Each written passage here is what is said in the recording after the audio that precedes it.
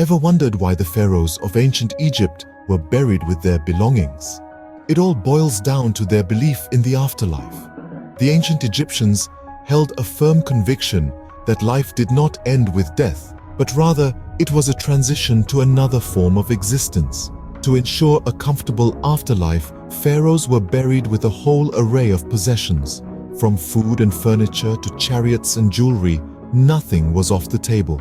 Some pharaohs even went as far as to include their servants in their tombs, believing they would continue to serve them in the afterlife.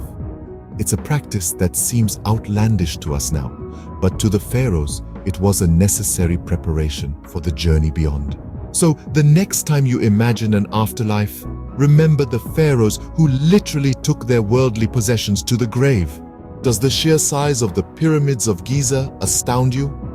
The colossal structures, standing tall against the test of time, are a marvel of engineering, made even more impressive by the fact that they were constructed without the aid of modern machinery. Imagine this: stone blocks, each weighing about 2.5 tons, stacked meticulously to form these awe-inspiring edifices. The question of how the ancient Egyptians managed to transport and assemble these blocks remains a mystery that continues to baffle researchers and historians to this day.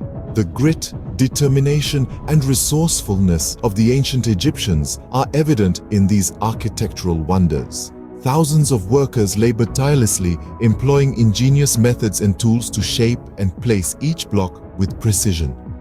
The pyramids were not simply built as grand tombs for the pharaohs. They were constructed as a testament to the ingenuity and capabilities of a civilization that thrived thousands of years ago. Indeed, the pyramids are not just tombs, but a testament to the ingenuity and resourcefulness of the ancient Egyptians. Have you ever tried to decode the beautiful, intricate symbols known as hieroglyphics? These fascinating symbols were not mere decoration, but the primary form of written communication in ancient Egypt. Picture this: an ancient Egyptian scribe painstakingly etching symbols onto papyrus or stone, each symbol a word or a sound, weaving a tapestry of stories, laws, and declarations. Yet, as the centuries rolled on, the knowledge of how to read these symbols faded away, leaving us with cryptic messages from a bygone era. Fast forward to the 19th century, the discovery of the Rosetta Stone became a breakthrough. This stone, etched with the same text in 3 different scripts, including Greek, became the key to deciphering the once-lost language of the pharaohs. So, hieroglyphics, once a language lost in time, now offers us a window into the rich history and culture of ancient Egypt. Can you imagine a civilization flourishing in a desert? Well, the ancient Egyptians did just that, thanks to the Nile. Picture this: a vast arid desert, seemingly inhospitable, yet brimming with life. How so? The answer lies in the mighty Nile, the longest river in the world that gracefully snakes its way through the Egyptian landscape. It's not an exaggeration to say that the Nile was the heartbeat of ancient Egypt, infusing life into the parched desert terrain. This river was not just a source of water in the parched desert, but a provider of sustenance. Its annual floods left behind rich, fertile silt, perfect for growing crops like wheat and flax. Imagine an ancient Egyptian farmer, his livelihood completely dependent on this river's whims. Moreover, the Nile was a bustling waterway, the superhighway of its time. It facilitated trade and transportation, connecting different parts of the kingdom and beyond.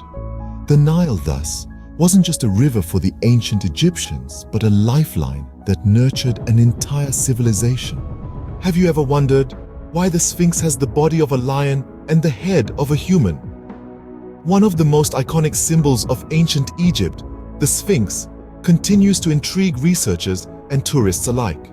This colossal structure, carved out of a single massive limestone rock, has been standing guard over the Giza Plateau for millennia. But why a lion's body and a human's head? The lion was a symbol of strength and power in ancient Egyptian culture, while the human head is believed to represent the pharaoh Khafre, asserting his authority and wisdom. Yet, despite its grandeur, the Sphinx is also known for its missing nose, a detail that adds to its enigmatic appeal. Theories abound. Was it eroded by time or deliberately destroyed? We may never know. So, the Sphinx, with its lion's body and human head, continues to be a riddle wrapped in stone, captivating us with its silent gaze. Do you believe in curses? The ancient Egyptians certainly did. Welcome to the mysterious world of the curse of the pharaohs. This is a belief that anyone who dares to disturb a pharaoh's tomb will be cursed with bad luck, illness, or death. The sudden death of some members of archaeologist Howard Carter's team after the opening of Tutankhamun's tomb in the early 20th century fueled this belief. Many saw it as a clear sign of the curse, even though scientific studies have since offered more mundane explanations, such as exposure to harmful fungi or bacteria present in the tomb. Yet, the allure of the curse of the pharaohs continues to captivate minds, making it a popular myth in popular culture. Whether you believe in the curse or not, the story adds an intriguing layer to the rich tapestry of ancient Egyptian culture. So, next time you hear about a newly discovered tomb or artifact, remember, the ancient Egyptians took their curses seriously. Do you find mummies fascinating or frightening? Let's delve into the ancient practice of mummification, which was an integral part of the Egyptian culture. This meticulous process was not just about preserving the dead, it was a bridge to the afterlife, deeply rooted in their religious beliefs. The ancient Egyptians believed that the physical body was essential in the afterlife. Thus, they developed mummification to preserve the body for eternity. The process was elaborate, involving the removal of organs, treating the body with natural salts, and wrapping it in linen. The body was then placed in a decorated coffin or sarcophagus, ready for its journey to the afterlife.